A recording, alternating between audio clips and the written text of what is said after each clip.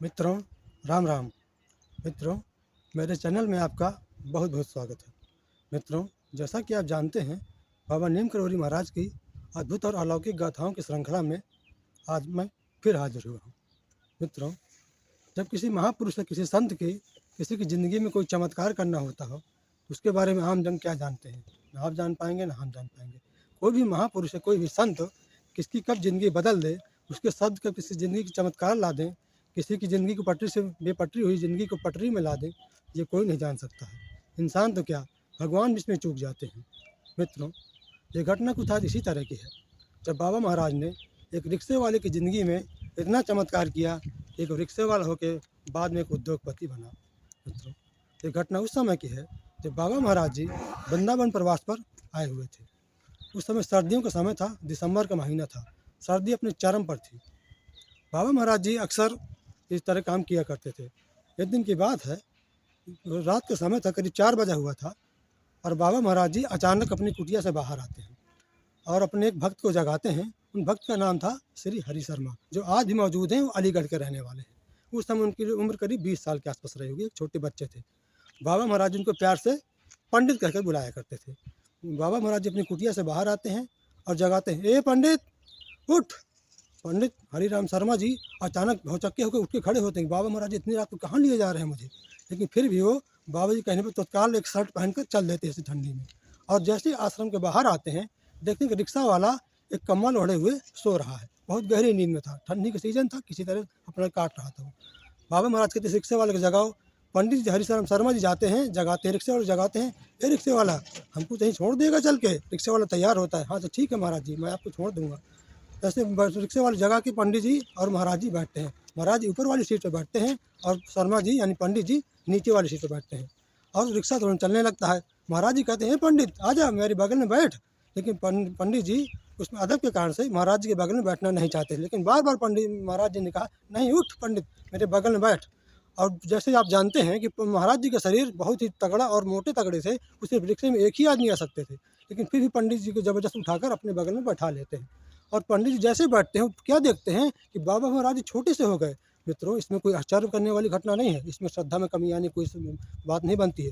गोस्वामी तुलसीदास जी ने वैसे भी लिखा हुआ है रामचरितमानस में, मस्तक समान रूप कब धरी, लंके चले सुमिर नरहरि। हनुमान जी के बारे में ऐसा श्रद्धा करना गलत बात है, ऐसा वास्तव में बिल्कुल साधारण सी बात है।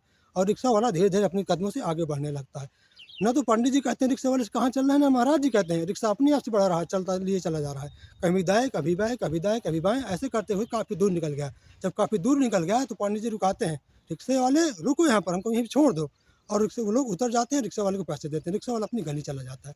फिर पंडित जी और महाराज थोड़ी दूर चलते हैं, देखते हैं कि एक अलाव जल रहा होता, सर्दी के सीजन में से था, खूब अलाव जल रहा था।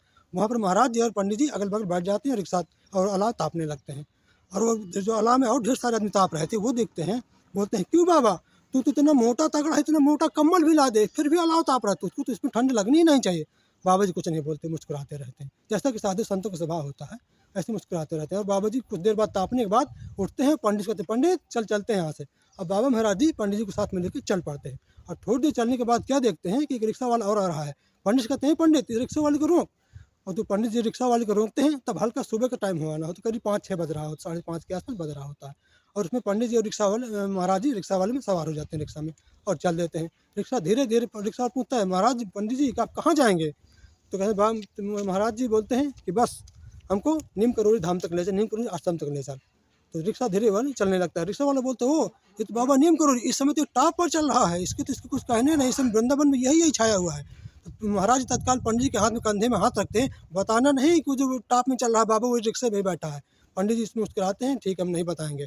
और वो रिक्शे धीरे धीरे रिक्शा चलते चलते वृंदावन आश्रम के सामने, बाबा महाराज के आश्रम के सामने आ जाता है। जैसे आप जानते होंगे कि बाबा महाराज का आश्रम वृंदावन में अटल्ला चुंगी के पास देखो 500 मीटर की दूरी में स्थित है, जो कि परिक्रमा मार्ग में पड़ता है। और वहाँ से जैसे रिक्शा वाला रोकता है और महाराज जी उतरते हैं, सुबह का टाइम हो चुका होता है, वहाँ 15 लोग खड़े होते हैं। वो तत्काल दौड़ के बाबा महाराज जी के पैरों में गिरते हैं। तब रिक्शा वाला पूछता है, ये कौन है? तब पंडित बताएं, ये तो बाबा नीम करोरी हैं। मतलब रिक्शा वाले के आश्चर्य का ठिकाना नहीं रहता है। भगवान, मैंने जिसको मैं ढूंढ रहा था, जिसको मैं सोच रहा था, जो टॉप में बाबा चल रहा है, वो मेरे रिक्शे में बैठ के आए हुए हैं। उसको खुशी का ठिकाना नहीं, लेकिन वो भी पैर छूने को दौड़ता है। लेकिन इतनी भीड़ बढ़ चुकी थी चारों तरफ महाराज जी के, कोई पैर छू ही नहीं पाता है, बहुत परेशान होता है। तब महाराज जी पंडित जी कहते हैं रिक्शा वाले को पैसे दे दे, जितने तेरे पास है सारे पैसे दे दे रिक्शा वाले को। तो रिक्शा वाले को पंडित जी सारे पैसे दे देते हैं। रिक्शा वाला पैसों को चूमता है, अपनी सीट को चूमता है, बार बार पैर पड़ता है अपने रिक्शे के। अपने आपको भाग्यशाली समझता है कि मैंने आपके विषय में टॉप में चल रहे बाबा को अपने रिक्शे में बैठा के लाए हूँ।